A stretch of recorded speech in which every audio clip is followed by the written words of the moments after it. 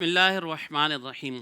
ناموں کے متعلق ہمارا ایک سلسلہ جاری و ساری ہے جس میں ہم مختلف نام اور ان کے معنی، ان کا پروننسیشن کیا ہے، ان کی سپیلنگز کیا ہے، وہ آپ کی خدمت میں ذکر کر رہے ہیں، اور وہ نام جو ہے وہ کس شخصیت سے متعلق ہیں اس پر بھی ہم کچھ کلام کر رہے تھے۔ آج جو نام آپ کی خدمت میں ذکر کیا جائے گا اس میں ہمارے پیش نظر یہ ہے کہ کچھ لوگ یہ بھی تمنا رکھتے ہیں کہ ہمیں یونیک نام بتائے جائیں، ایسے نام بتائے جائیں کہ جو بہت زیادہ معروف نہ ہوں اور بہت کم لوگوں کے وہ نام رکھے جاتے ہوں۔ چنانچہ اس بات کو مد نظر رکھتے ہوئے ہم نے مشہور ناموں سے ہٹ کر کچھ ایسے نام آپ کی خدمت میں ذکر کرنے کا ارادہ کیا ہے کہ جو یونیک بھی ہوں لیکن ساتھ میں کوئی نہ کوئی نسبت بھی رکھتے ہوں۔ چنانچہ اس سلسلے میں پہلا نام جو آج ہم آپ کی خدمت میں ذکر کر رہے ہیں وہ ہے حباب۔ یہ لڑکے کا نام ہے حباب، اور اس کی انگلش اسپیلنگ اگر ہم دیکھیں تو وہ بنتی ہے حباب، HUBAB۔ اس کا مطلب ہوتا ہے کہ محبوب اور دوست، یعنی اس کے معنی اگر ہم دیکھیں تو وہ محبوب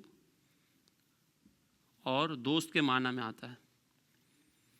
تو جو شخص کسی کا دوست ہو، کسی کا محبوب ہو، تو اس کو ہم حباب کے نام سے تعبیر کرتے ہیں۔ ویسے تو اس نام کے بہت سارے صحابہ کرام گزرے ہیں، لیکن اگر ہم تاریخ میں ایک مشہور شخصیت کا نام دیکھیں یا اس نام سے جو مشہور ہونے والے صحابی ہیں، وہ حضرت حباب بن منذر انصاری رضی اللہ تعالیٰ عنہ ہیں۔ یہ نبی کریم علیہ الصلوۃ والسلام کی ہجرت مدینہ سے قبل ایمان لائے، جنگ بدر میں شریک ہوئے، اور وہاں پر شرکت کے بعد نبی کریم علیہ الصلوۃ والسلام کو ایک مشورہ بھی عنایت فرمایا، اور سرکار علیہ الصلوۃ والسلام نے اس مشورے کو قبول فرمایا۔ غزوہ بدر میں ایک مقام پر سرکار علیہ الصلوۃ والسلام نے جب قافلے کا پڑاؤ ڈالا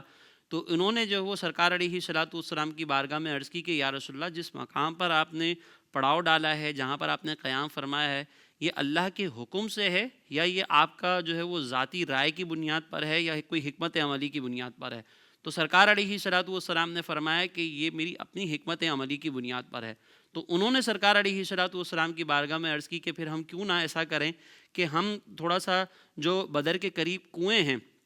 ان کے قریب ہم جا کر پڑاؤ ڈالیں اور وہاں کے کنووں پر قبضہ کر لیں، تاکہ ہمیں جو ہے وہ پانی تک پہنچنا آسان ہو جائے اور دشمن پانی سے دور رہے۔ اسی طریقے سے وہ کنووں والی جو جگہ ہے وہ تھوڑی سی اونچائی پر ہے، لہٰذا اگر کوئی بارش وغیرہ ہوتی ہے تو اس سلسلے میں ہماری طرف جو ہے وہ پانی جمع نہیں ہوگا، ہمارے لیے جنگ کرنا آسان ہو جائے گا۔ تو سرکار علیہ الصلوۃ والسلام نے آپ کے اس مشورے کو قبول بھی فرمایا، اور اس طریقے سے آپ نے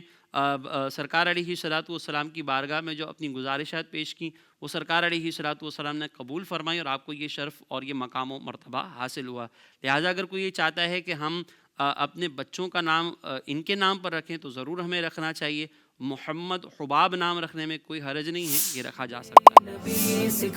زندگی کے تمام شعبوں میں دینی رہنمائی حاصل کرنے اور آخرت کو بہتر کرنے کے لیے ہمارے YouTube channel Islamic digital studio کو سبسکرائب کر لیں اور بیل آئیکن بھی پریس کر لیں۔ قرآن سے بھی ملاتا ہے ہمارا